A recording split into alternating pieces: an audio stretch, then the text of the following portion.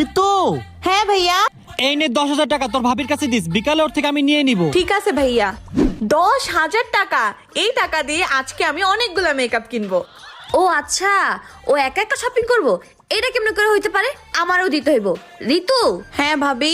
আমি কিন্তু সব শুনে ফেলছি। আরে ভাবি, তুমি আমার সব কাজের মাঝখানে কেন ঢুকো? তুমি এটা ভুলে যাও না, তোমার সব কাজে কিন্তু আমি হেল্প করি। আচ্ছা শোনো, কিছু টাকা তুমি রাখো, কিছু টাকা আমি রাখি, আর আমি যা যা বলি তা তা করো।